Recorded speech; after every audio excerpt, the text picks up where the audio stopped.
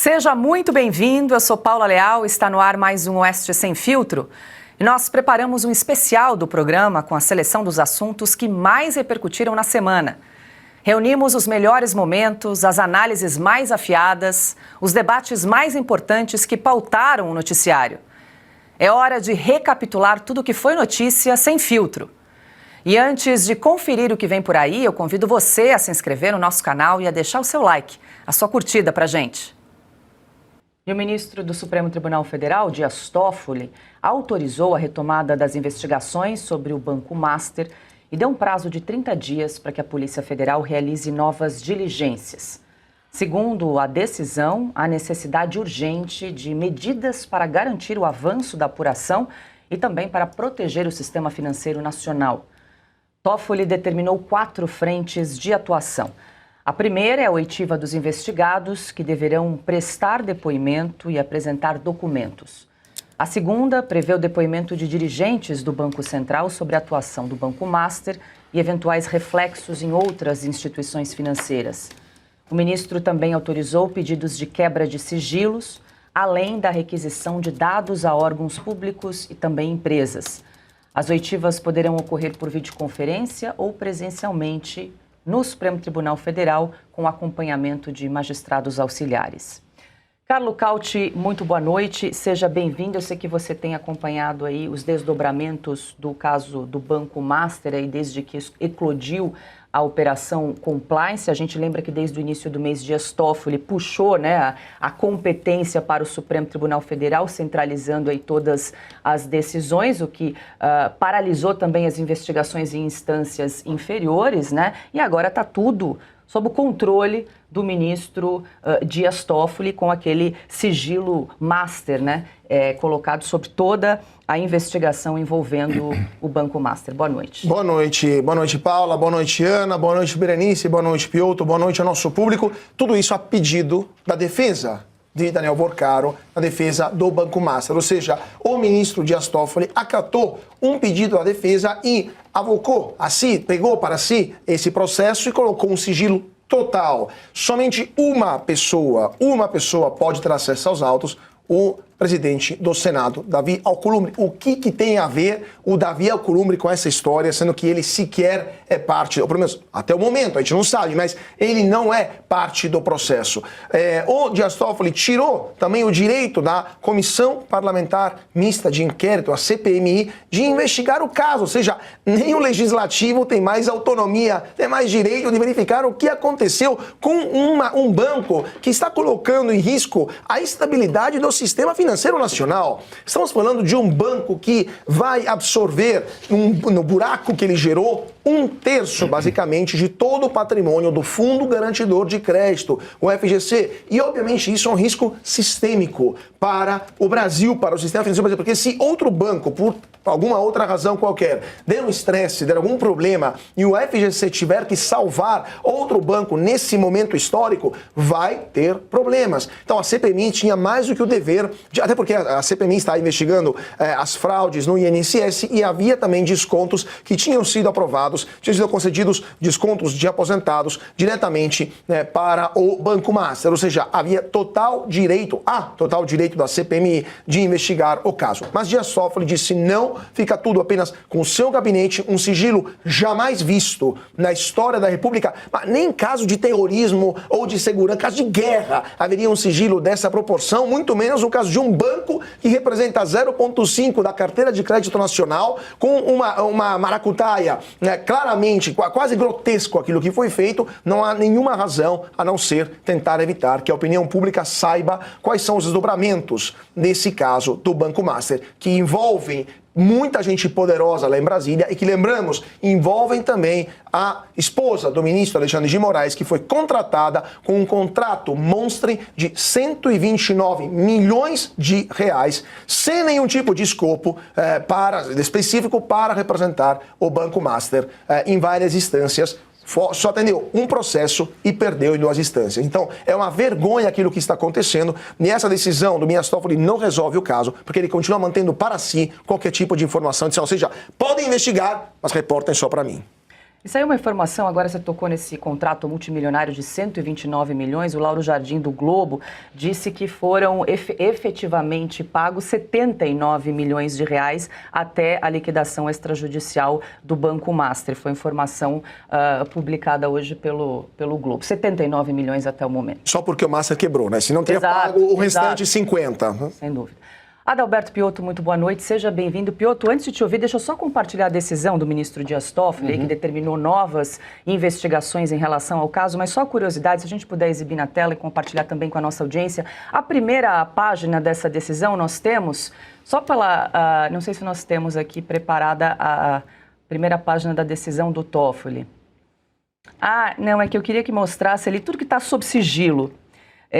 Mas a gente vai para a segunda, então depois a gente prepara, que eu queria destacar aqui na segunda, tá aí, as oitivas poderão ocorrer por videoconferência ou presencialmente em uma das salas de audiência localizadas nesta Suprema Corte, devendo ser gravadas e acompanhadas pelos magistrados auxiliares do meu gabinete, ainda com G maiúsculo ali, Piotto, para deixar bem claro quem está comandando aí esse caso do Banco Master sob sigilo absoluto. Boa noite. Boa noite, Paula. Tinha a vara criminal do Alexandre de Moraes, agora tem uma vara criminal de investigação de fraudes bancárias do ministro Toffoli. Boa noite, Paula. Boa noite, Cauti, Ana. A Berenice, bem-vinda também, a todos que nos acompanham. Cauti foi a alguns pontos aí, eu só queria enfatizar. Por que o Davi Alcolumbre tem acesso à investigação? Se ele é parte, por que as outras partes não têm? Se ele não é parte, então por que ele está participando disso? E eu não estou aqui sugerindo absolutamente nada, até porque a gente não consegue sugerir.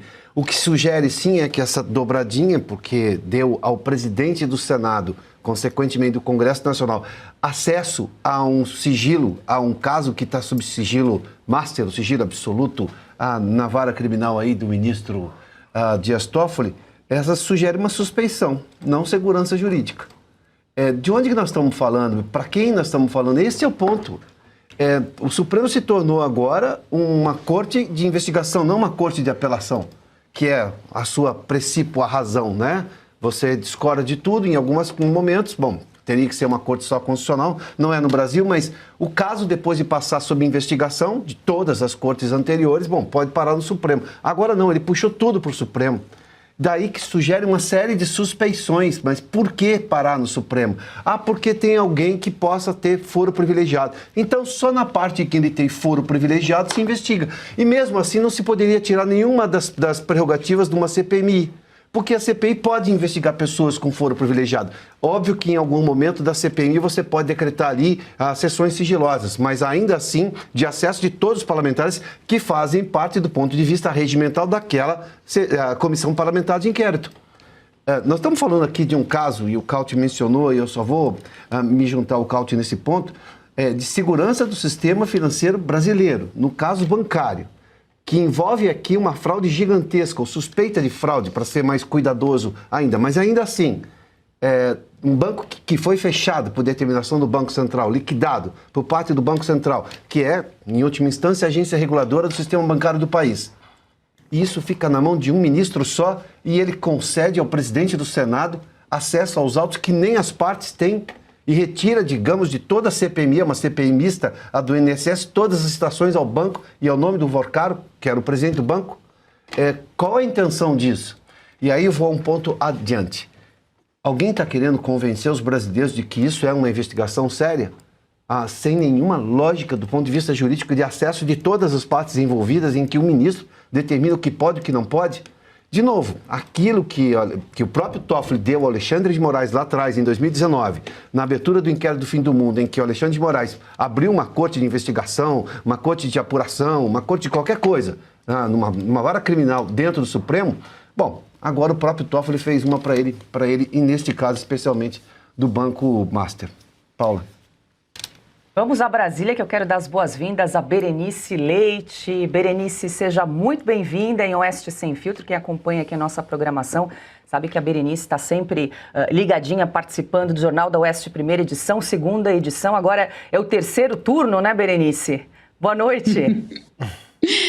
Boa noite, Paula, Piotr, Ana e Cauti. Uma satisfação imensa estar aqui junto com vocês para comentar sobre as notícias de Brasília. Olha, se eu puder acrescentar algo, acho que o Piotr destacou muito bem, né, essa manobra jurídica por parte ali da defesa de Daniel Vorcaro, que está à frente dessa questão que envolve o Banco Master, um escândalo envolvendo essa instituição financeira, que inclusive havia uma expectativa aqui em Brasília, tem um requerimento para instalar-se uma CPI na Câmara Legislativa do Distrito Federal, porque o BRB, que é um banco de Brasília, teria ali adquirido parte, né, uma sociedade com o Banco Master, 12 bilhões de reais à época negociados, e daí a importância de se investigar até onde vai o interesse também do BRB, que à época acabou ali comprando parte dessa briga, até porque na época o Banco Master já estava sofrendo várias ações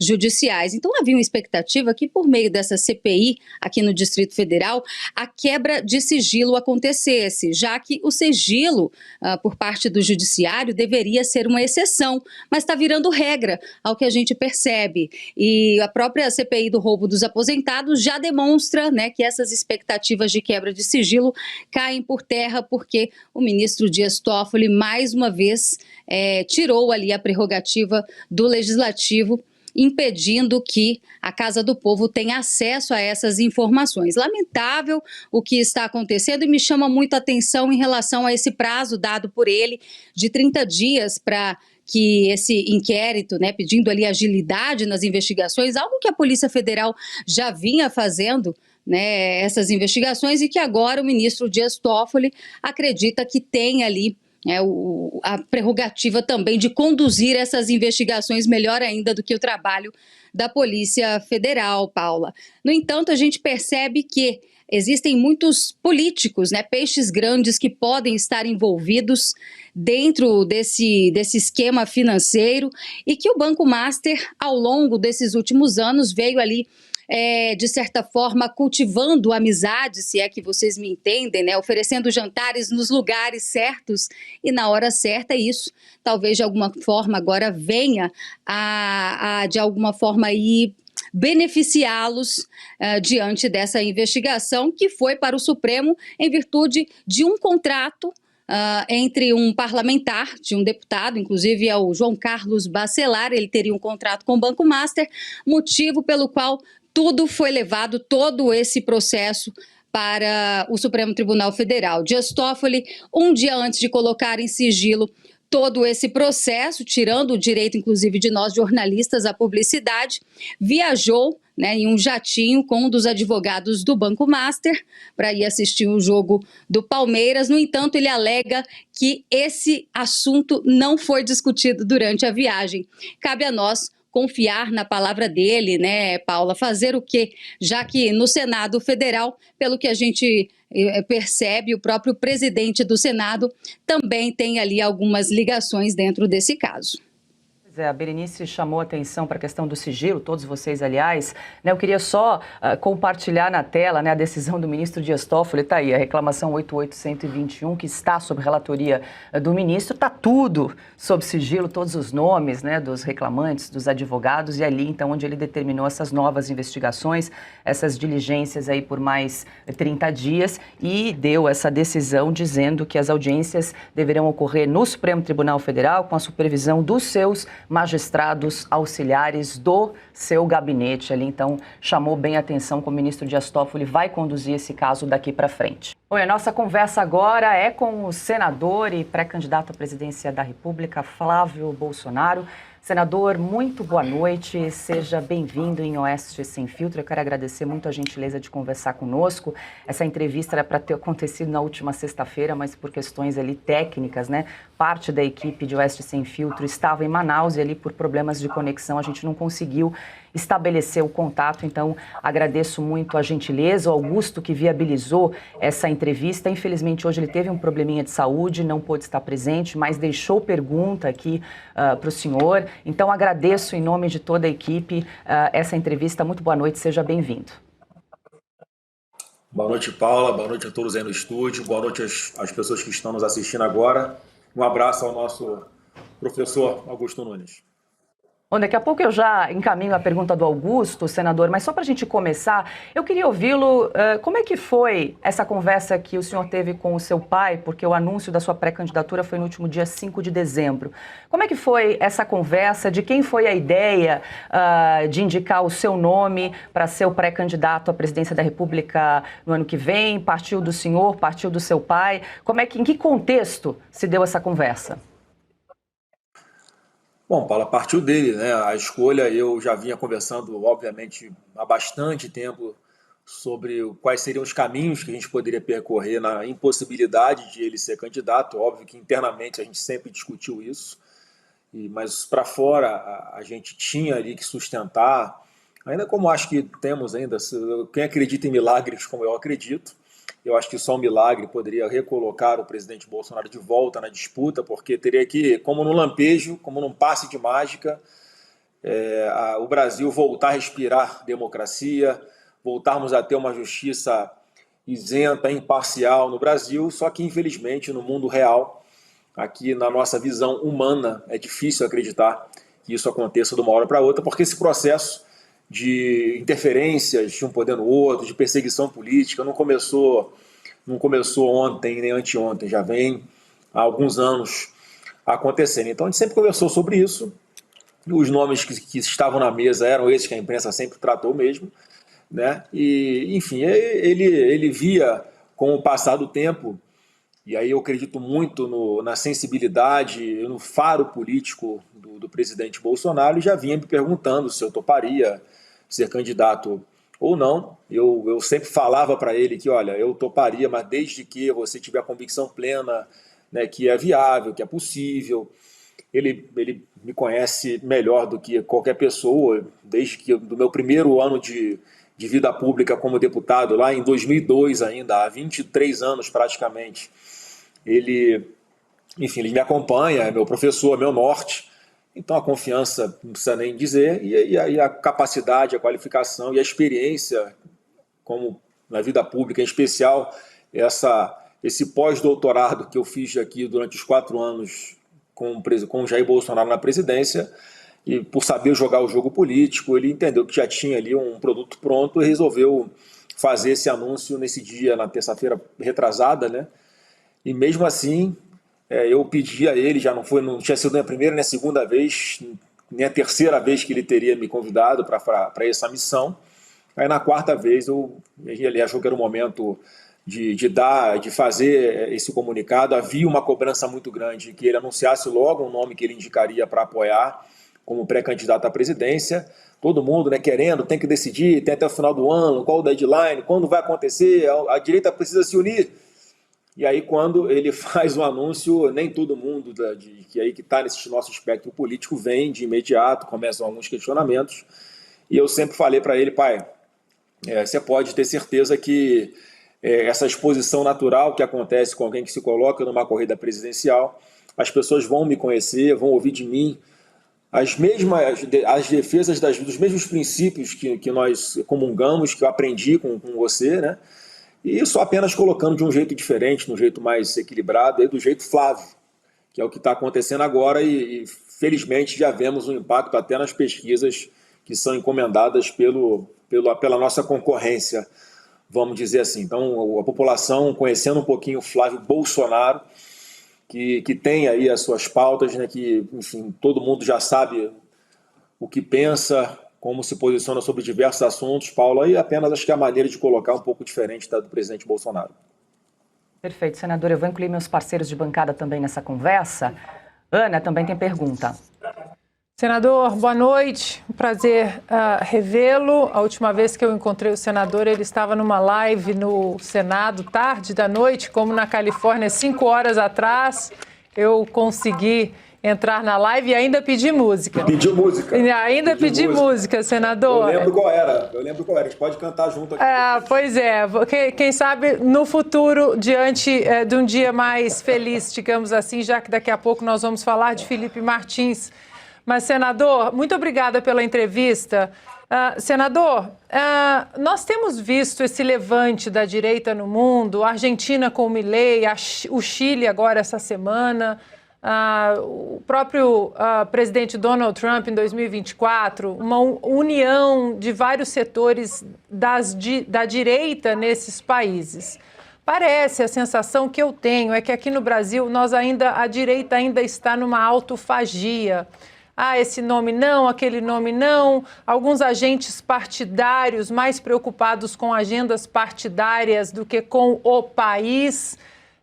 Acho que polarização entre direita e esquerda é normal, mas essa autofagia que nós estamos testemunhando na direita preocupa muito o cenário, inclusive para a sua candidatura e para a direita como um todo, né, em 2026.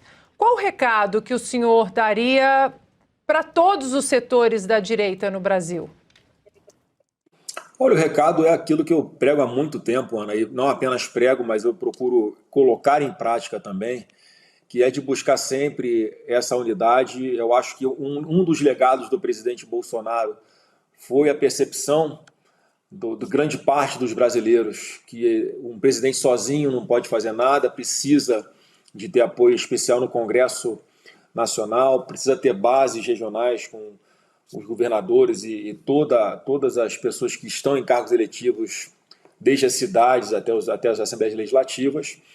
E eu sempre busquei, Ana, ter uma postura não apenas de construir pontes, de ser conciliador, enfim. Eu sempre tive essa mentalidade de que a partir do momento que eu ataco alguém que eu considero ser do meu espectro político, ou em que determinado momento é adversário do meu adversário, ou é inimigo do meu inimigo, eu sempre busquei preservar, resolver as pequenas diferenças no bastidor. E estava acontecendo isso em público já ultimamente. Também foi, obviamente, uma coisa a ser levada em consideração pelo presidente Bolsonaro para fazer o anúncio nesse momento. A direita, a centro-direita, como queiram chamar, estava aqui batendo cabeça, todo mundo sem saber qual era o norte. E a colocação do meu nome, eu acho que ajudou a dar esse norte. Pelo menos o que eu percebo da nossa militância, num primeiro momento especialmente, ficou muito eufórica até, estava todo mundo cabisbaixo, sem expectativa de nada, como se fosse ali um boi indo para o abatedouro. Aí quando surge o nome do Flávio Bolsonaro, não porque eu me acho melhor do que os outros, mas por ter o sobrenome, por ser filho de quem eu sou, há um alinhamento quase que automático. E as pessoas agora, com o passar dos dias, Ana, veem que aquela falácia de que a minha candidatura não tinha viabilidade, muita gente já mudou de opinião. E isso é uma obrigação minha. Eu tenho que, a partir de agora, ir construindo essa conjuntura, esse apoio daqueles que quiserem caminhar conosco, porque, sinceramente, é uma candidatura de direita genuína. E aqueles que quiserem caminhar conosco serão muito bem-vindos. Aqueles que não quiserem, neste primeiro momento, também vou compreender, mas a cada eleição há um processo de depuração de quem realmente pensa como a gente, que tem os mesmos princípios. É isso que eu quis dizer, que é um legado do presidente Bolsonaro. As pessoas enxergam cada vez mais isso, e eu espero, eu tenho certeza tenho a certeza que eu tenho a consciência e a responsabilidade do meu papel nesse momento, e a colocação do meu nome para essa disputa, que eu sei que não vai ser fácil, mas eu tenho a convicção de que vai ser o caminho que o país vai escolher a partir do ano que vem. Passo agora para a nossa repórter direto de Brasília, Berenice Leite. Senador Flávio, boa noite. Obrigada mais uma vez por falar conosco. Bom, eu tenho acompanhado aqui desde a indicação do seu pai para que o senhor concorra aí ao pleito presidencial em 2026, que essa indicação mexeu de fato com o tabuleiro político, né? E a imprensa ali já na segunda-feira, a indicação foi na sexta, na segunda-feira a imprensa tentou passar aí, digo a velha mídia, né, o consórcio, passar uma imagem de que o senhor estaria ali isolado politicamente, de que não seria recebido pelos principais presidentes de partidos de centro, o que não aconteceu, né? Logo à noite, mais à noite, essas agendas foram conciliadas, tivemos esse jantar na sua casa, e eu queria saber como é que está esse clima agora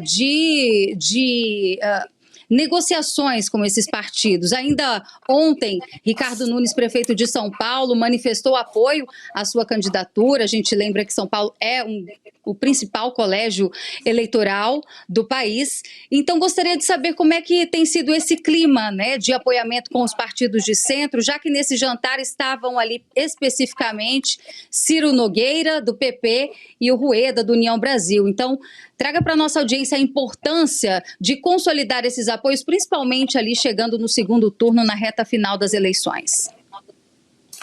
Benícia, eu reconheço que muita gente estava especificando o nome do Tarcísio, não do Flávio Bolsonaro. Então, no primeiro momento, teve aquela bateção de cabeça, né, de algo que não estava sendo de fato esperado, eu reconheço isso.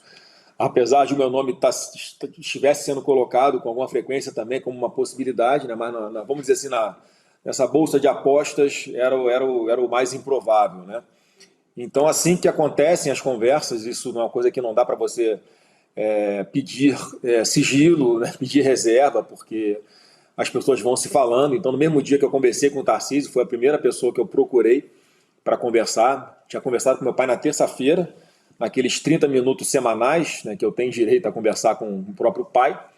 Mas na sexta-feira fui conversar primeiramente com ele, a conversa foi boa, e a partir dali eu comecei a fazer os contatos que precisava para tentar minimizar os impactos de lideranças políticas serem pegas de surpresa. Obviamente não deu tempo muito de falar com todo mundo. Então esse jantar na minha casa foi ali mais para reafirmar que tinha sido uma decisão consciente, que ele já me conhecia. O primeiro partido foi o PP, né, que antigamente era o PPB, presidido pelo Francisco Dornelles. Eu já fui do Republicanos quando eu saí do Patriota. Eu fui eleito pelo PSL, que hoje é a União Brasil.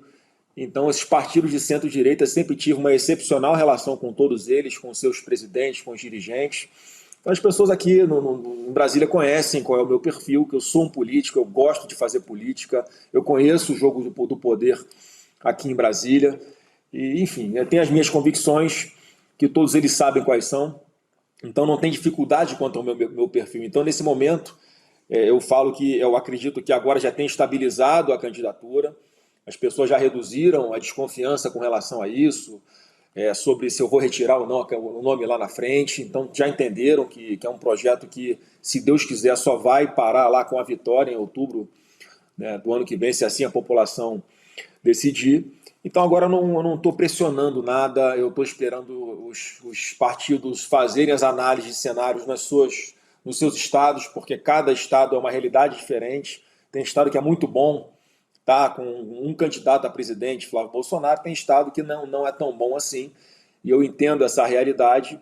Então os partidos vão fazer as pesquisas, vão fazer as suas sondagens, a gente vai continuar conversando, e, enfim, mais para frente, mais ali para março, e começo de abril, que é a data limite para desincompatibilização de alguns pré-candidatos que estão hoje no exercício do mandato no Poder Executivo, para caso queiram disputar outros cargos eletivos, eles precisam sair desses cargos que ocupam hoje.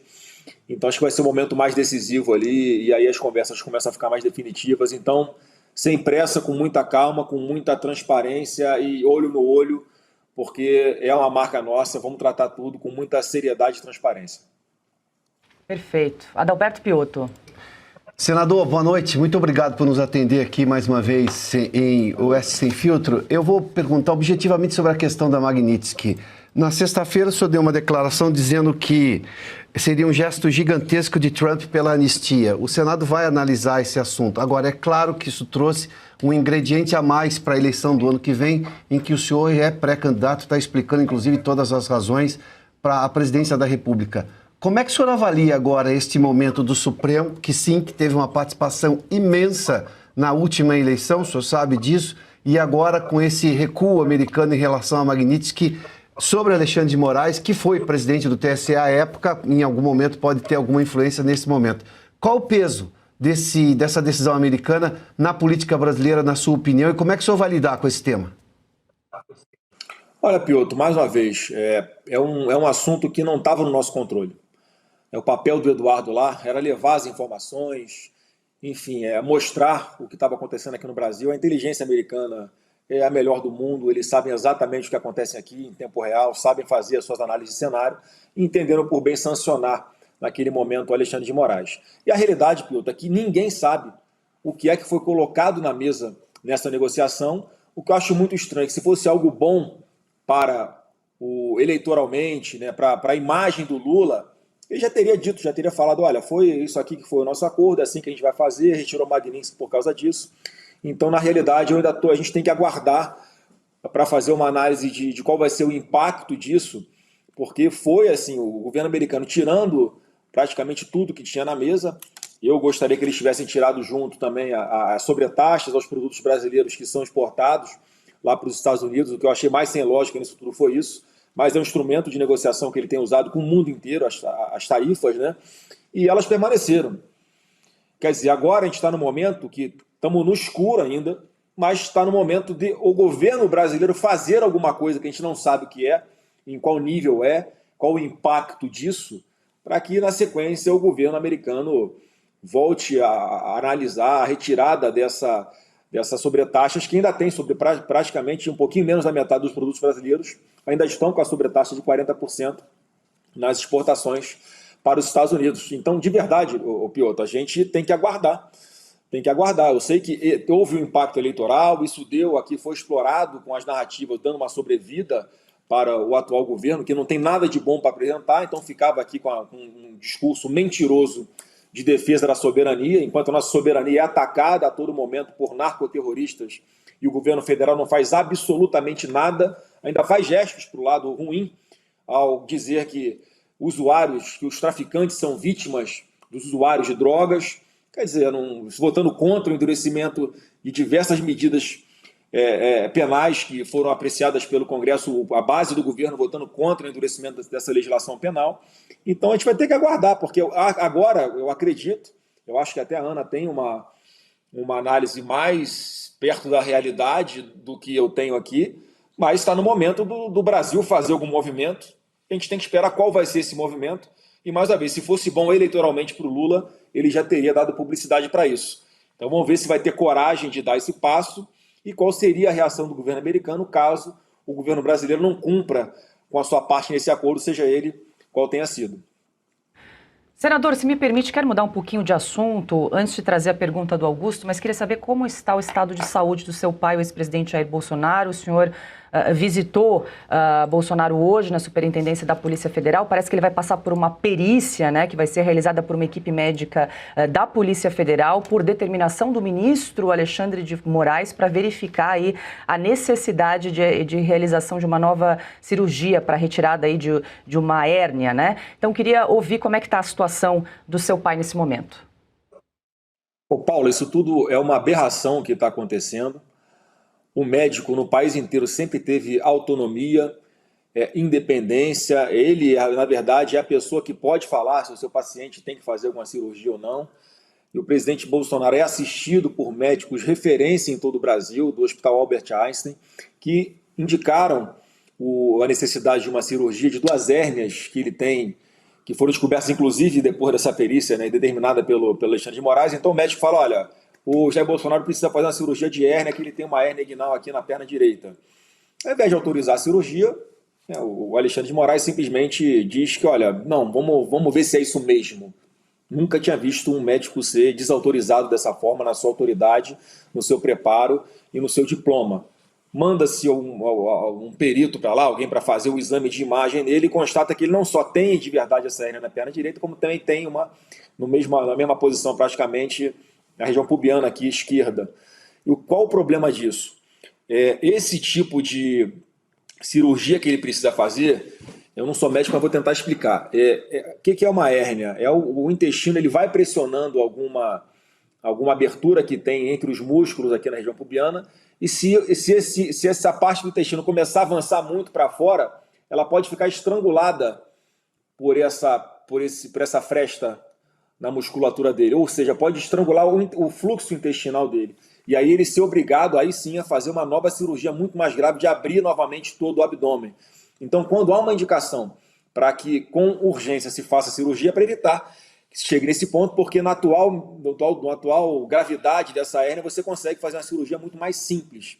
Então, assim, eu não tenho como concluir diferente, a não ser que tem gente torcendo para que ele morra por alguma complicação sua de saúde, porque não tem nenhum sentido. Basta autorizar, com a pedido do médico dele, que se faça a cirurgia e depois ele volta para onde ele está ou vai para um lugar onde ele deveria estar, que é no mínimo uma domiciliar humanitária, como a gente tem dito. Então o estado de saúde dele hoje tem essa preocupação.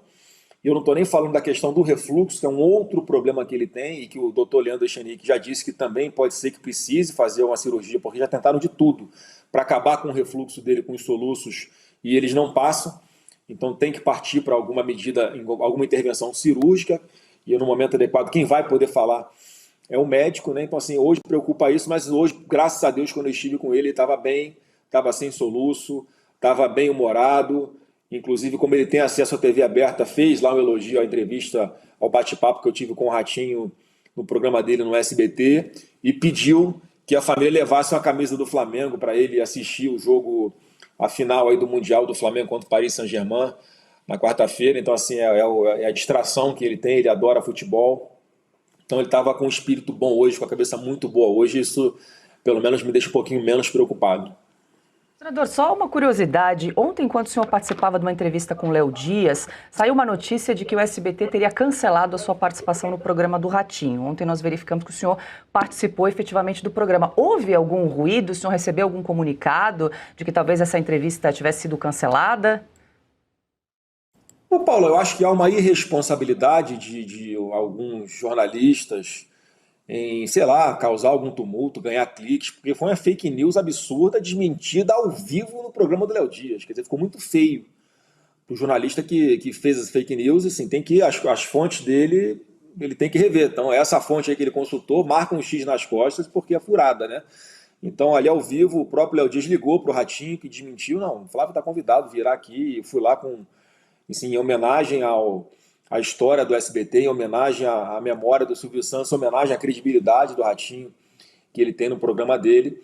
E, enfim, foi uma conversa, né, bem bacana e, enfim, você vê como é que alguns veículos de comunicação se apressam, se assodam em criar alguns fatos, inventarem alguns fatos, esses sim fake news, para, sei lá, causar algum tumulto. Eu, de verdade, eu não sei o que é que ganha um jornalista, um repórter, que faz uma fake news como essa que vai ser desmentida logo na sequência.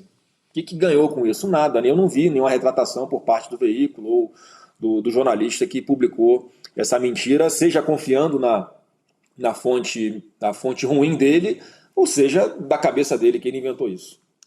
Senador, deixa eu aproveitar para fazer a pergunta que o Augusto mandou aqui para o senhor, que tem relação com o estado de saúde do seu pai. O Augusto deixa bem claro, né, por crimes que não ocorreram, o ex-presidente Jair Bolsonaro está preso nesse momento com sérios problemas de saúde, o senhor citou alguns, agora esse caso, mas já passou por inúmeras cirurgias em decorrência aí da facada que sofreu lá em 2018. Pergunta é a seguinte, por que os advogados de Jair Bolsonaro não pedem, aí, não reivindicam que pelo menos ele receba os cuidados médicos que nunca faltaram ao assassino Adélio Bispo, senador? É porque, assim, fica a esperança de que o bom senso vai baixar ali em algum momento, né? E deixar onde uma pessoa idosa com comorbidade tem que ficar, que é numa domiciliar humanitária, né? Então, se você faz um movimento como esse lá, e ele vai continuar sendo assistido de uma forma inadequada, e é muito melhor se ele tivesse numa domiciliar humanitária. Acredito que seja essa a estratégia da defesa dele, né? Porque assim, é um fato público, né, Paula? Todo mundo está vendo que ele tem problema de saúde. Eu não sei o que passa na cabeça de alguém de insistir com essa jurisprudência Clesão, né? O Clesão foi parecido. A defesa apresentando a todo momento provas de que ele precisava tratar da sua saúde fora da cela, e simplesmente foi ignorado, com parecer favorável da Procuradoria-Geral da República para que o Clesão fosse fazer o tratamento no hospital. Enfim, isso é um ministro do Supremo Tribunal Federal brincando com a vida de um ser humano, né? E se acontecer alguma coisa, vai fazer o quê? Vai pedir desculpas? Vai ser tarde demais. Perfeito, eu vou passar agora para o Carlos Cauti, que também tem pergunta para o senador Flávio Bolsonaro. Senador, muito boa noite, obrigado por estar conosco. Senador, queria aí perguntar sobre justamente o Supremo, né, que está levando adiante essa jurisprudência Clesão. O Supremo Tribunal Federal, durante o governo do seu pai, atuou de forma, no mínimo, ilegítima em vários casos, tentou atrapalhar de todas as formas e agora também condenou seu pai antes à inelegibilidade, no caso do TSE, formado membros do Supremo, e agora também a prisão. O senhor não acha que o Supremo, ou pelo menos alguns ministros do Supremo, vão tentar atrapalhar, vão tentar impedir a sua candidatura, eventualmente nos próximos meses?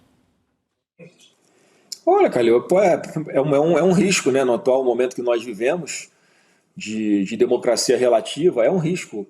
É mais um motivo para eu colocar o meu nome como pré-candidato, porque eu acredito que o meu perfil e com o perfil que eu acredito que será o perfil do próximo Congresso Nacional, é possível a gente retomar a normalidade, é possível a gente fazer com que a Constituição Federal volte novamente a ser cumprida, é possível fazer com que a nossa legislação infraconstitucional, o Código Penal, possa voltar a valer, né, sem interpretações absurdas como essas que condenaram o presidente Bolsonaro e centenas de outras pessoas, condenados pelos seus próprios inimigos, onde toda a jurisprudência foi alterada para manter o presidente Bolsonaro no Supremo Tribunal Federal, para tirar o julgamento do plenário e jogar para uma turma, de inventar crimes contra ele, de organização criminosa armada, por exemplo, quando nenhuma arma sequer foi apreendida aqui na Praça dos Três Poderes por ocasião do 8 de janeiro, pessoas sendo condenadas por depredarem um patrimônio, mesmo estando a milhares de quilômetros de distância daqui, como o presidente Bolsonaro, que se encontrava nos Estados Unidos, organização criminosa onde as pessoas não se conhecem, ou seja, não tem nenhuma organização, nenhum vínculo, quer dizer, tudo errado. Então eu tenho a convicção, Cláudio, que em algum momento esse assunto vai ser revisto aqui no Brasil, e o único caminho que eu vejo é pela política. Estamos com mais de 70 mil telas acompanhando a entrevista com o senador Flávio Bolsonaro. Berenice Leite. Senador, queria falar sobre esse texto da dosimetria, né, que prevê redução de penas, progressão de regime e que deve ser agora avaliado aí no Senado Federal. Porque lá na Câmara, no dia da votação, o que os parlamentares da oposição disseram é que o ex-presidente Jair Bolsonaro havia dado o aval para que eles aprovassem esse texto, mesmo não sendo o texto ideal.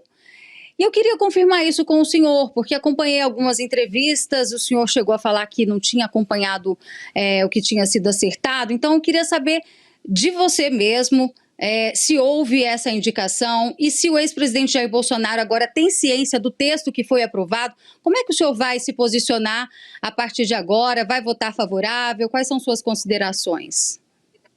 Berenice, o Bolsonaro é um cara tão fora da curva que ele fez isso, ele falou, ele deu essa autorização, né? Olha, nesse momento eu entendo como é que está a conjuntura.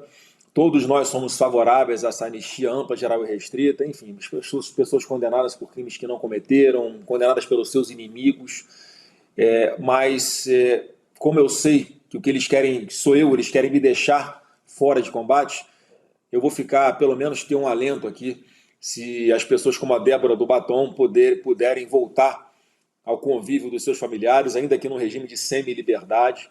Isso para mim é importante, eu fico aqui agoniado, coração apertado com o que as pessoas estão passando sem terem feito absolutamente nada. Então vamos pegar isso, vamos aprovar isso e depois a gente vê como é que fica para frente. Eu vou segurando o tranco aqui. Foram essas as palavras dele para mim, Berenice.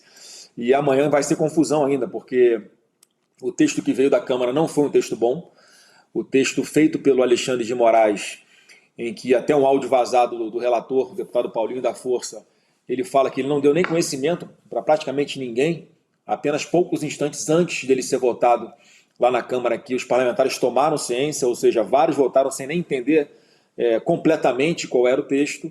Então ele vai precisar de sofrer ajustes no Senado Federal, e a única forma de que esse texto não retorne para a Câmara dos Deputados é se forem aceitas emendas chamadas de redação. E é isso que foi tentado aí, negociar hoje o dia inteiro. Então está prevista para amanhã às 9 da manhã uma sessão na Comissão de Constituição e Justiça do Senado, onde o senador Espírito Amin vai apresentar o seu relatório, acredito eu, propondo essas emendas de redação, e ali vai ser a construção política para que esse texto seja aprovado tanto na CCJ como na sequência no Senado, no plenário do Senado Federal também. E é um texto que basicamente vai reduzir um pouco as penas das pessoas, mas pelos critérios que estão sendo colocados ali, quem foi condenado ali em torno de 16, 17 anos para baixo vai conseguir pelo menos ir para um regime semiaberto, como é o caso da Débora do Batom. Então, o Bolsonaro, mais uma vez, dando um gesto, do meu ponto de vista, heróico, abrindo mão ali, colocando em segundo plano o seu próprio interesse, pensando mais uma vez nas pessoas, no bem-estar dessas famílias. Ele destravou para a gente esse norte, porque a gente estava ali numa posição de firmeza, de manter um projeto que fosse muito mais abrangente, muito mais justo, ainda que não fosse anistia total, mas algo próximo disso. Mas o cenário político, infelizmente, não está permitindo que nós avancemos mais do que isso. Então vamos um passo de cada vez. Eu espero que amanhã a gente consiga aprovar esse projeto, ainda que com uma redação muito ruim que veio da Câmara. Perfeito. Ana Paula Henkel. Senador, foi noticiado que o senhor esteve com o ex-ministro do presidente Jair Bolsonaro, Paulo Guedes. Nós sabemos que nossa economia anda muito enfraquecida, combalida, sofrendo, né, por este atual governo. E eu não me lembro em qual entrevista ontem o senhor deu uma resposta bastante interessante, que é inclusive um dos pilares do próprio Partido Republicano nos Estados Unidos, que é você ajudar as pessoas a sair, a depender cada vez menos do Bolsa Família. Você não corta de repente, né, de uma vez, mas você ajuda e produz um cenário para que essas pessoas tenham dignidade, tenham emprego. Então, na verdade, são duas perguntas em uma. A primeira é se o senhor pretende convidar o ministro Paulo Guedes, o ex-ministro Paulo Guedes, ou alguém da linhagem do Paulo Guedes para compor um possível governo.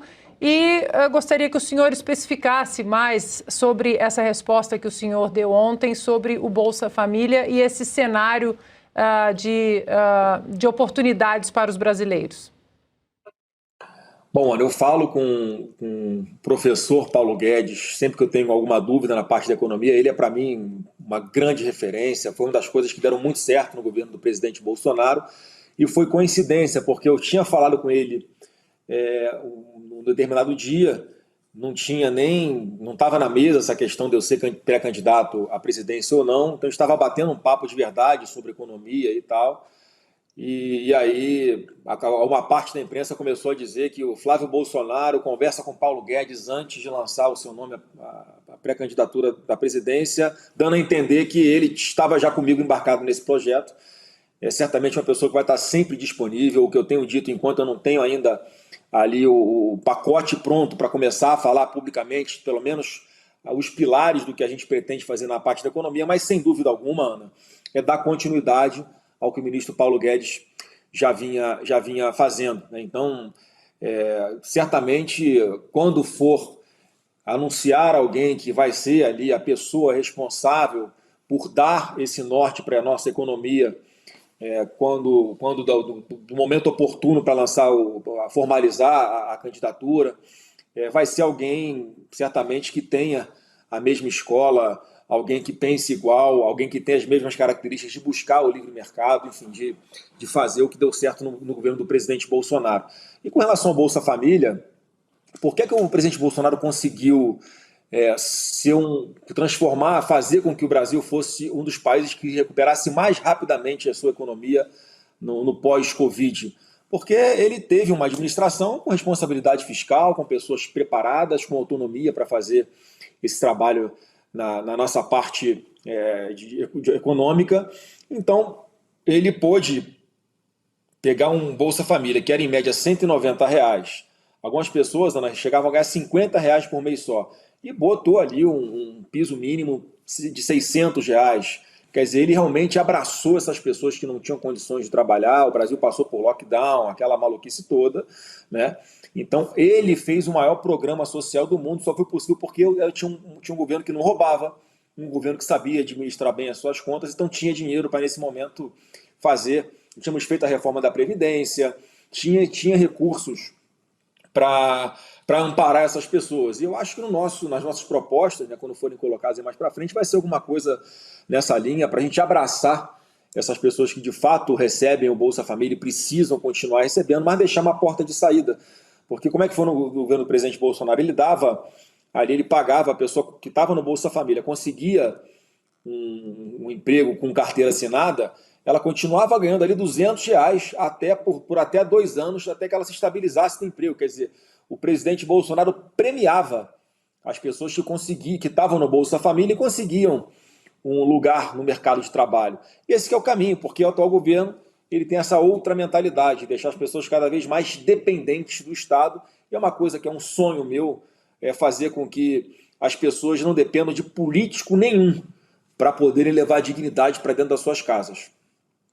Bom, estamos com mais de 74 mil aparelhos conectados, acompanhando essa entrevista com o senador Flávio Bolsonaro. Adalberto Piotto tem mais pergunta?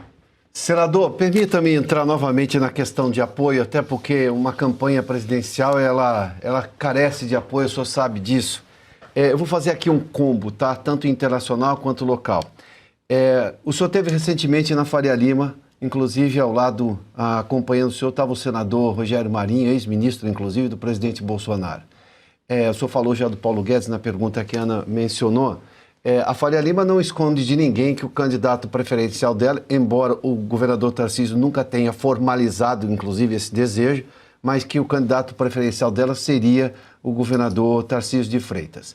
Daí eu vou lhe perguntar 2 coisas. Do ponto de vista local, com todos esses partidos que o senhor tem conversado, o senhor tem deixado claro que a sua candidatura vai até o fim, é difícil imaginar que eles vão apoiar o presidente Lula, até porque eles têm ouvido os prefeitos e há uma resistência muito grande ao presidente Lula.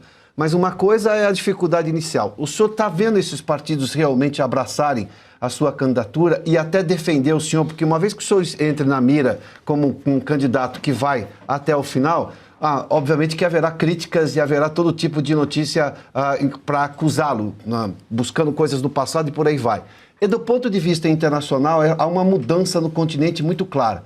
O senhor pretende conversar, por exemplo, com o Milei, ou mesmo agora o presidente recém-eleito, agora que ganhou no Chile, o Casti, ou mesmo qualquer outro ícone dessa direita latino-americana que está mudando, obviamente, os ares do continente? O senhor pretende fazer esse combo maior, até para se projetar, tanto nacional quanto internacionalmente, nesse período de pré-candidatura?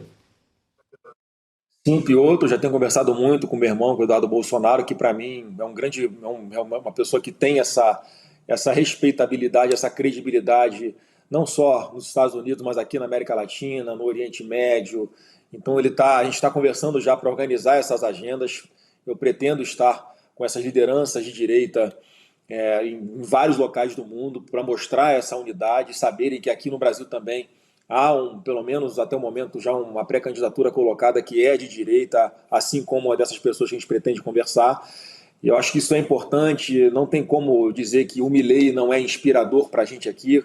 Ele pegou a Argentina num cenário de terra arrasada, inflação altíssima, desemprego alto, criminalidade alta, e em 4 anos tomando as medidas, comunicando bem para o povo as medidas que estavam sendo tomadas, explicando que seriam medidas duras, mas que no final, após elas começarem a se concretizar, o povo argentino veria os avanços que aconteceriam, como estão acontecendo. Óbvio que empolga o que está acontecendo no Chile, lá com o presidente eleito Casti, que é uma pessoa que também sempre participou dessas conversas a nível internacional, com o próprio Eduardo Bolsonaro, com vários políticos aqui de direita do Brasil. O que a gente tem que buscar de inspiração em Israel, no próprio Estados Unidos. Então eu pretendo fazer sim essa rodada, talvez ali no final de janeiro, começo de fevereiro, para, enfim, a gente buscar essa unidade internacional que para mim é muito importante. Eu tenho a convicção de que aqui na América Latina a gente tem tudo para marcar mais um país, transformar de vermelho para azul nesse mapa de países que estão buscando o caminho da prosperidade e não o caminho das trevas com a extrema esquerda. Quer complementar, Piotto, rapidamente? Senador, só por gentileza, o senhor poderia voltar ao tema da Faria Lima, daquele encontro que o senhor teve? Como é que o senhor quer conversar com esse pessoal, sobretudo no mundo econômico da Faria Lima, nesse encontro que o senhor teve, inclusive a companhia do Rogério Marinho? Ô Piotto, na verdade ali o objetivo foi mais eles ouvirem de mim que era uma candidatura muito pensada, muito estruturada e que era irreversível, porque começou essa desconfiança com relação ao meu nome e tal. Então, o primeiro momento era para mostrar isso. Eu sei que eles estavam ali precificados, né? Estavam ali comprados, como diz no mercado financeiro, com o nome do Tarcísio. Quando vem o anúncio do meu nome, tem aquele impacto na bolsa, no dólar, mas não é por causa do Flávio Bolsonaro. É por causa do medo que todos têm do Lula, é por causa da consciência que todos têm de que o Brasil não aguenta mais 4 anos de PT, e na cabeça deles ali o Tarcísio era o candidato mais indicado para derrotar, ou pelo menos as pesquisas até o momento diziam que era o mais competitivo para derrotar o Lula. Então ali conversou mais para a gente fazer uma análise de cenário. Eu falei da minha análise, da importância de ter um palanque como o do Tarcísio, como candidato a governador do estado de São Paulo, um governador que faz um trabalho fenomenal, que tem uma boa avaliação, uma pessoa preparada, então seria importante ter essa base ali. Qualquer pré-candidato à presidência sonha em ter um Tarcísio para subir no palanque no estado, ainda mais no maior colégio eleitoral do Brasil, que é São Paulo. Então foi a conversa nesse nível para começar a quebrar essa desconfiança. Eu acho que hoje todos já entendem que é uma posição consolidada, uma posição muito viável, né, como as próprias pesquisas estão mostrando. Hoje parece que saiu uma pesquisa da Quest. Eu sou sempre um pouco cético com alguns institutos, porque claramente ali eu entendo que ou a metodologia é errada ou tem algum outro viés não republicano.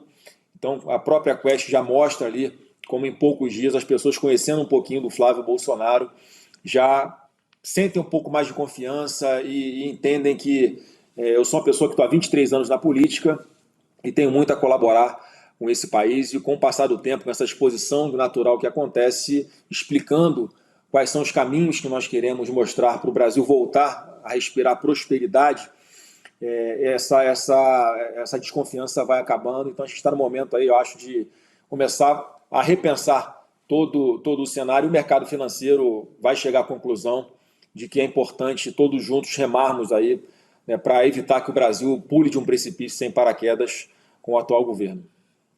Senador, antes de passar para o Carlo Cauti, deixa eu só pegar a carona aqui na pergunta do Piotto, falar sobre apoio aí de outros partidos, já que sua candidatura aí, nas suas palavras, é irreversível.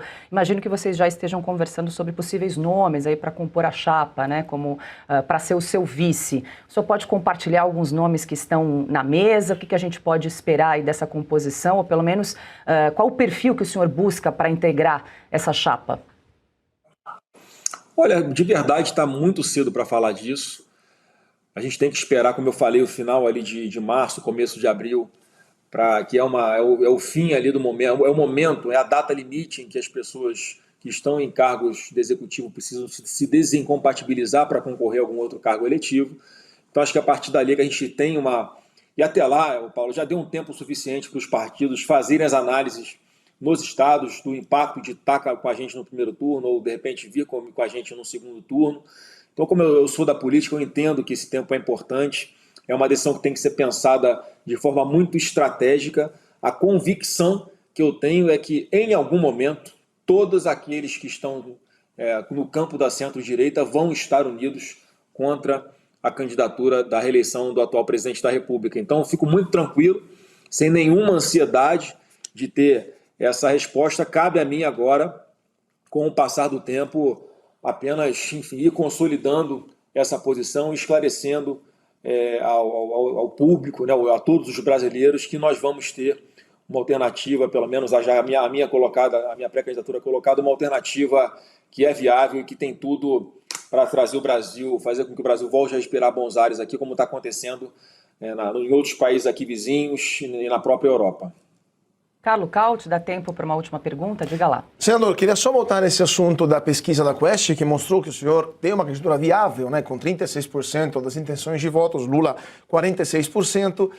Quais são os próximos passos agora que os números mostram que existe uma base sólida de votos? E também, o senhor não teme que considerando esses números, o governo atual não jogue para o populismo? Assim, já estamos vendo algumas medidas, como, por exemplo, gás de graça para 60 milhões de pessoas, luz de graça para também dezenas de milhões de brasileiros. Ano que vem, ano eleitoral, o Lula quer ônibus de graça. O senhor não tem medo que o governo atual jogue para a plateia do populismo, abra as torneiras do dinheiro público, isso possa alterar esse cenário eleitoral? Eu tenho certeza que o atual governo vai fazer isso. Vamos ver se o TSE e o Supremo vão ser tão rigorosos com o Lula como foram com o presidente Bolsonaro. Se você for se lembrar que na pandemia o presidente Bolsonaro zerou os impostos federais sobre gasolina, sobre diesel, sobre etanol, e veio uma canetada dizendo que não podia ser feito daquela forma que o presidente estava fazendo e tinha que, enfim, inventar alguma outra coisa, porque as pessoas simplesmente não iam ter condições de abastecer os seus veículos, aqueles ribeirinhos não iam conseguir colocar gasolina no tanquezinho do seu motor de polpa para poder navegar pelos rios lá da região amazônica. Então o Bolsonaro, em função da pandemia, fez isso e isso foi interpretado em um determinado momento como sendo algo que tinha sido feito para fins eleitorais, quando a gente sabe que não foi. Vamos ver como é que os órgãos, os tribunais superiores vão se colocar com relação a isso. Eu espero que deem o mesmo tratamento que deram para o presidente Bolsonaro. Agora, qual é a minha estratégia? É falar a verdade. Eu tenho a convicção de que as pessoas que recebem o Bolsa Família, a grande maioria delas precisa ser abraçadas e elas têm que ter uma expectativa de parar de depender disso. Tem que ter uma expectativa de conseguir arrumar um bom emprego que pague muito melhor do que o Bolsa Família. Tem a expectativa de criar a própria empresa e virarem os seus próprios patrões. Agora, é um exercício de conscientização, que não é fácil de fazer e não é rápido também. Eu tenho certeza que uma pessoa que recebe o Bolsa Família não vai querer que os seus filhos também passem a depender exclusivamente do Bolsa Família. Vão querer que seus filhos prosperem, vão querer que seus filhos arrumem um bom emprego, vão querer que seus filhos estudem, tenham um futuro, vão querer que seus filhos caminhem com as próprias pernas. E o que o atual governo está oferecendo é simplesmente fazer com que não apenas uma pessoa, mas uma família inteira dependa do Bolsa Família para ter o que comer. Então a gente vai para essa disputa aí de qual caminho os brasileiros vão querer seguir a partir de 2027, mais uma vez com muita tranquilidade, com muita certeza de que a gente pode oferecer algo muito melhor para essas pessoas do que o Bolsa Família. Tem aquelas pessoas que não vão poder ter condições de trabalhar, por alguma razão qualquer de saúde, enfim, alguma coisa que elas precisem do Bolsa Família. Essas pessoas têm que ter garantido sempre o Bolsa Família e qualquer outra assistência que o Estado possa dar para tornar a vida dessas pessoas menos difícil. Mas aquelas pessoas têm que ter pelo menos uma alternativa, que é o que a gente pretende oferecer, para que os seus filhos, os seus netos também não passem a depender eternamente do Bolsa Família. Se precisar, o governo vai ajudar. Agora, a gente tem que dar um caminho, tem que estender a mão para que essas pessoas possam parar de depender dessa assistência por parte do governo federal. Senador Flávio Bolsonaro, agradeço muito a gentileza de conversar conosco, em nome do Augusto, que hoje teve um problema de saúde e não pôde comparecer, mas agradece também a presença. Muito obrigada, bom trabalho para o senhor e até uma próxima. Obrigado a todos, uma boa noite, fique com Deus. E a primeira turma do Supremo Tribunal Federal decidiu, por unanimidade, condenar 5 réus do chamado Núcleo 2 da suposta trama golpista. Foram julgados Fernando de Souza Oliveira, delegado da Polícia Federal, Felipe Martins, ex-assessor internacional da Presidência da República, Marcelo Costa Câmara, coronel da Reserva do Exército, Marília Ferreira de Alencar, delegada e ex-diretora de inteligência da Polícia Federal, Mário Fernandes, general da Reserva do Exército, e Silvinei Vasques, ex-diretor-geral da Polícia Rodoviária Federal. O julgamento foi reaberto depois do encerramento das sustentações orais da acusação e das defesas, concluídas na semana anterior. Com o fim dessa etapa, os ministros passaram a análise dos votos sobre as acusações formuladas pela PGR. Moraes votou pela condenação de 5 dos 6 réus. Pois não há mais dúvida sobre a materialidade. Que houve tentativa de abolição do Estado Democrático, que houve a tentativa de golpe, que houve uma organização criminosa, chefiada pelo ex-presidente Jair Messias Bolsonaro, que houve dano ao patrimônio público e que houve a deterioração de patrimônio tombado. Isso não há dúvida. Bom, para o ministro, Marília Ferreira de Alencar, delegada e ex-diretora da Inteligência da Polícia Federal, deve ser condenada por 2 crimes: organização criminosa e tentativa de abolição do Estado Democrático de Direito. E Moraes absolveu Fernando de Souza Oliveira, delegado da Polícia Federal. Não é nem função da Polícia Rodoviária Federal isso. Então, claramente, houve aqui um desvio de finalidade absolutamente ilícito para auxiliar um determinado grupo político que se transformou em organização criminosa a se manter no poder. Talvez, ministro Zanin, um dos momentos mais vexatórios da história de uma instituição respeitada como a Polícia Rodoviária Federal. Bom, no caso de Felipe Martins, apontado como envolvido na elaboração da chamada Minuta do Golpe, Moraes reconheceu a existência de controvérsia sobre a suposta viagem do ex-assessor aos Estados Unidos. Da mesma forma, rejeito a alegação de nulidade em razão, segundo a defesa de Felipe Garcia Martins Pereira, da decretação de prisão ilegal do réu. Num primeiro ponto importante destacar é que a prisão realizada não tem nenhuma relação com o mérito da ação. A prisão foi realizada por representação da Polícia Federal e parecer favorável da Procuradoria-Geral da República no sentido de uma possível tentativa de fuga do réu Felipe Garcia Martins. E há documentos de um lado e do outro dizendo que houve a tentativa de fuga, não houve a tentativa de fuga. Há documentos iniciais das autoridades americanas dizendo que efetivamente havia entrado nos Estados Unidos. Depois há documentos de que eventualmente teria ocorrido uma falsificação nos Estados Unidos dessa entrada, ou seja, há toda ainda uma celeuma sobre essa entrada ou não, o que fez com que eu tivesse determinado a conversão da prisão preventiva em medidas cautelares. E a questão da veracidade ou não dessas informações prestadas e que ensejaram naquele primeiro momento a prisão de Felipe Garcia Martins Pereira, que, como disse, posteriormente foi convertida em medidas cautelares, essa questão está sendo investigada de maneira apartada, decisão que tomei no dia 16 de outubro de 2025, encaminhando à Polícia Federal para análise, numa PET específica, da eventual veracidade ou não disso e, eventualmente, de responsabilidade daqueles que forneceram essas informações. O Moraes foi acompanhado no seu voto pelos ministros Cristiano Zanin, Carmen Lúcia e Flávio Dino, presidente da turma. Os réus condenados foram declarados sem direitos políticos, ou seja, não podem ser candidatos nem votar, e receberam as seguintes penas: Silvinei Vasquez, 24 anos e 6 meses de prisão; Marcelo Câmara, 21 anos de prisão; Felipe Martins, 21 anos de prisão em regime inicial fechado; Mário Fernandes, 26 anos e 6 meses de prisão. O ministro Moraes concluiu esse julgamento dizendo que é contra o projeto de lei da dosimetria, abro aspas para o ministro. Não é possível mais discursos de atenuante em penas aplicadas depois do devido processo legal, aplicadas depois da ampla possibilidade de defesa, porque isso seria um recado à sociedade de que o Brasil tolera ou tolerará novos flertes contra a democracia, fecho aspas.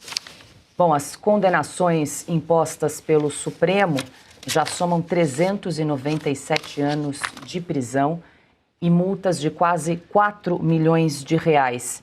Desde dezembro, a Corte condenou 24 réus e absolveu um, depois de analisar 3 dos 4 núcleos denunciados pela Procuradoria-Geral da República. Ana, a gente traz esse gráfico aí para somar para trazer, né, essa quantidade aí de penas, os quais os réus foram condenados, mas eu estou me referindo apenas àqueles dos núcleos pelo qual o relatório da Polícia Federal e depois a PGR utilizou para separar quem era o mandante, financiador aí da suposta trama. Nem estou falando de todos os condenados, mais de 1.000 condenados ali pelos atos do 8 de janeiro. A gente está só ali trazendo esses números em relação a esses núcleos principais, segundo a Procuradoria-Geral da República. Hoje mais um dia triste aí com a condenação desses 5 réus integrantes do Núcleo 2. Só para a gente trazer, eles eram acusados pela Procuradoria-Geral da República de elaboração da suposta minuta golpista e alguns deles de terem interferido ali no segundo turno das eleições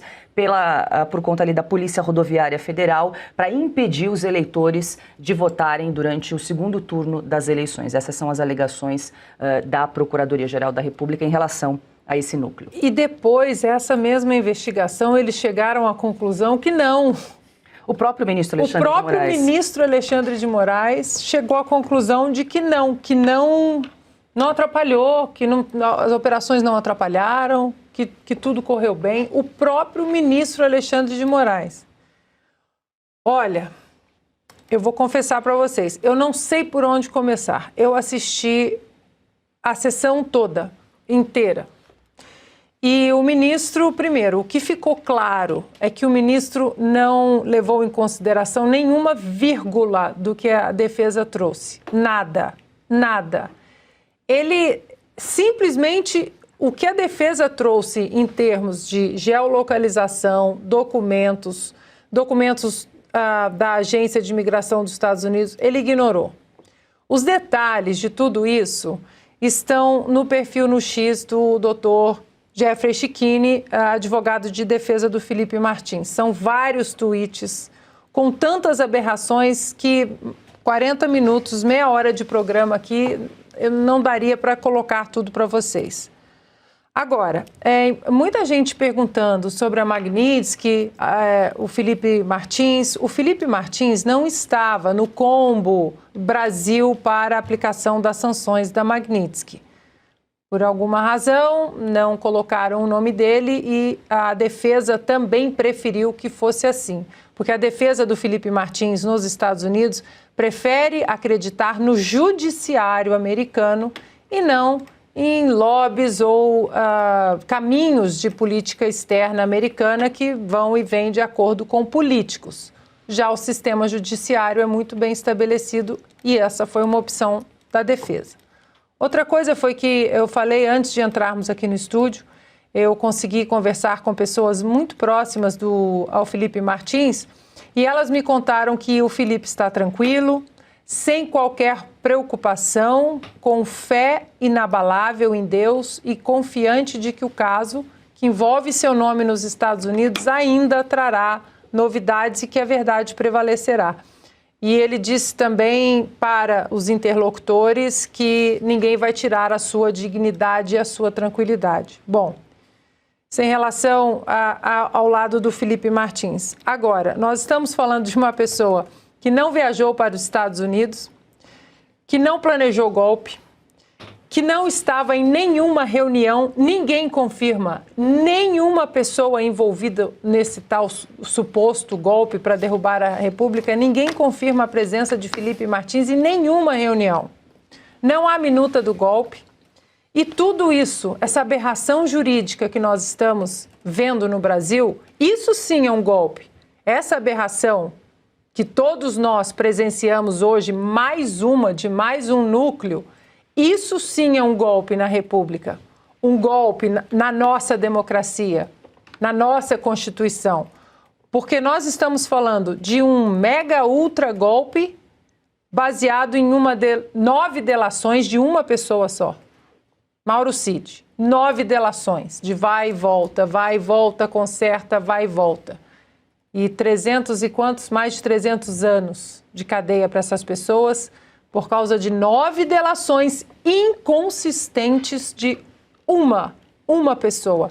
Lembrando que no caso do Felipe Martins, quando o Mauro Cid foi questionado, o senhor tem alguma materialidade para comprovar o que nós sabemos sobre Felipe Martins, vídeo, documento? E ele disse não. Não tenho nada. Portanto, Paula, ouvir de um ministro do Supremo Tribunal Federal, né, que a prisão do Felipe Martins não tem mérito, não tem nada a ver com o documento de imigração. Como não tem nada a ver? Ele foi preso por uma suposta viagem. E aí ele fala tanto nesse vídeo que acabamos de mostrar, tem que isso, que vai, que vem. A questão é, o princípio fundamental da presunção de inocência está em dúvida, em dúbio pro réu, morreu. Em dúvida, manda para solitária. 20 anos de prisão.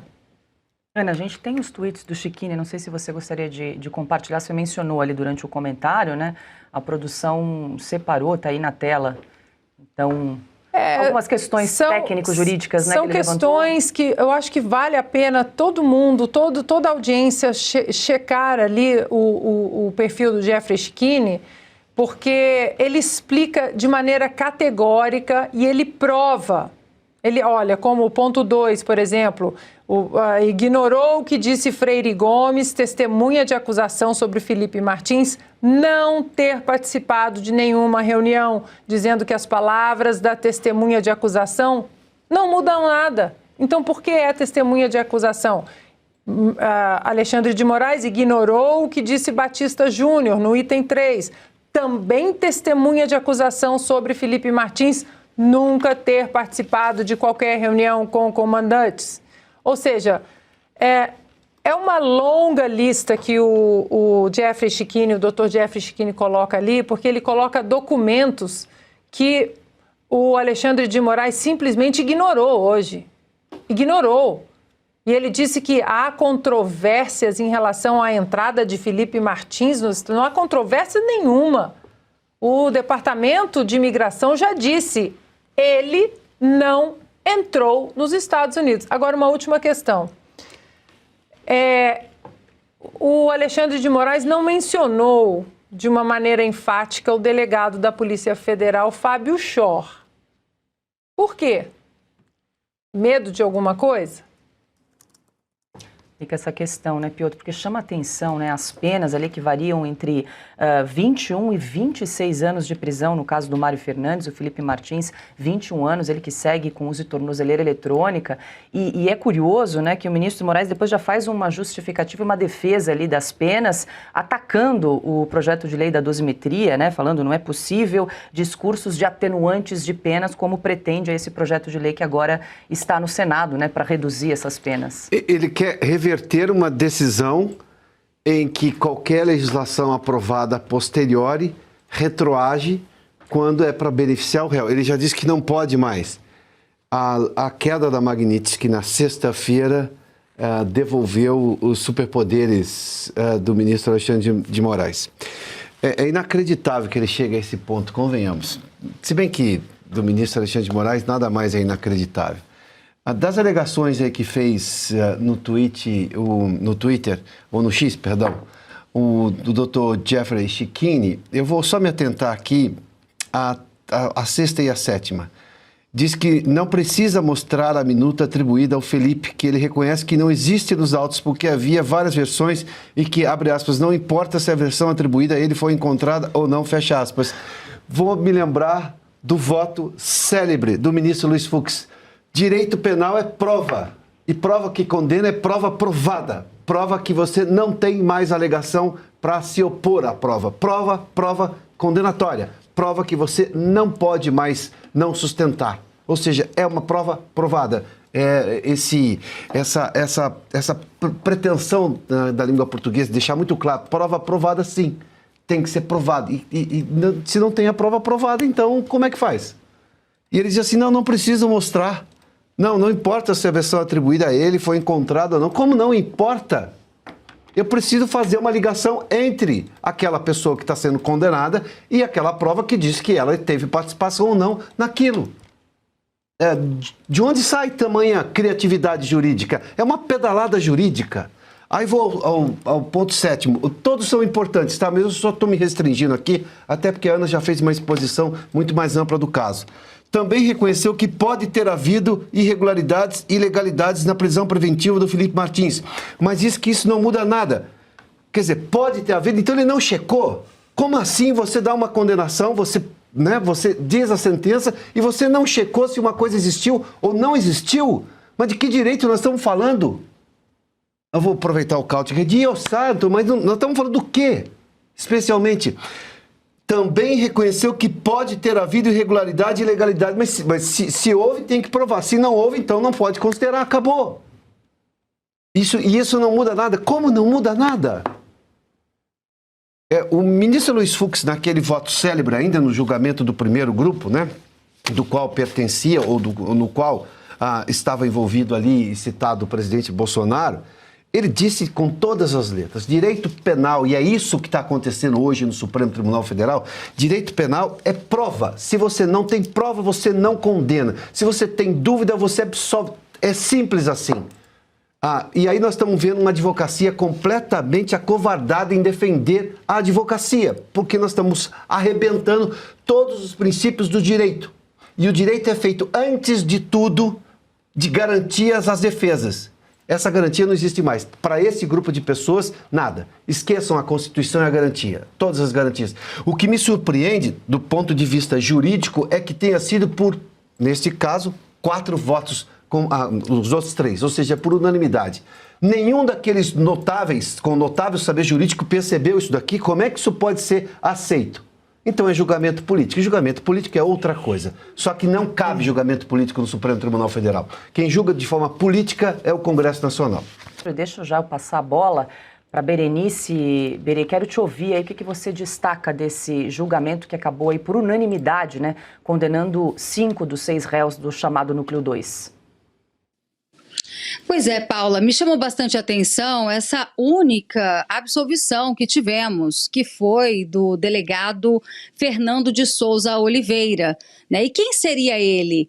À época, ele era o substituto de Anderson Torres, que era o secretário de Segurança Pública do Distrito Federal, como vocês sabem, viajou de férias e ele, o Fernando, que ficou no lugar, então, do Anderson Torres, condenado já. Agora pegue só a justificativa do ministro Alexandre de Moraes, quando fala que não há dúvida sobre a materialidade, né? E aqui a gente constata que realmente esses julgamentos acontecem, é um jogo de cartas marcadas mesmo, porque o caso desse delegado, que era ali o 02, o então secretário de Segurança Pública, substituto, ele estava responsável por apenas cumprir as ordens deixadas por Anderson Torres e ele não o fez.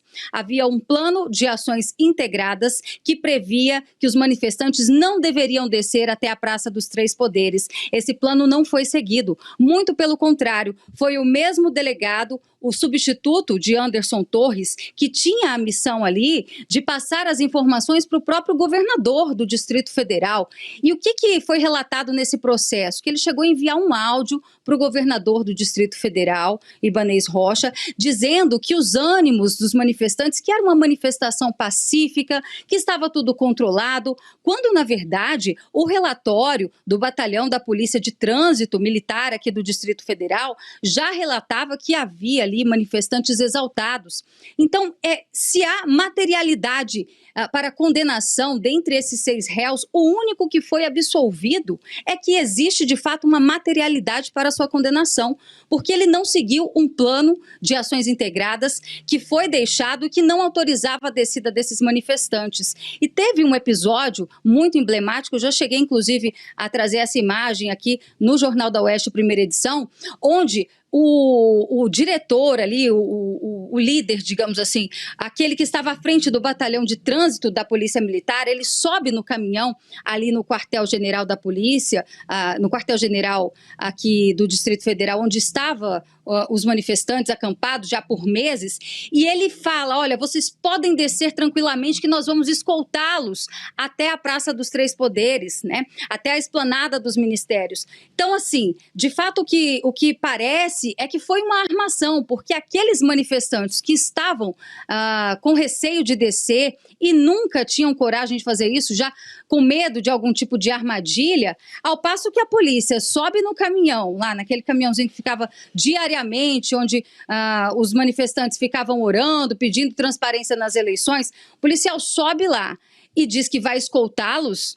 Então ali, quem tinha dúvidas desceu, porque achou que estava seguro, né, sob a escolta da polícia.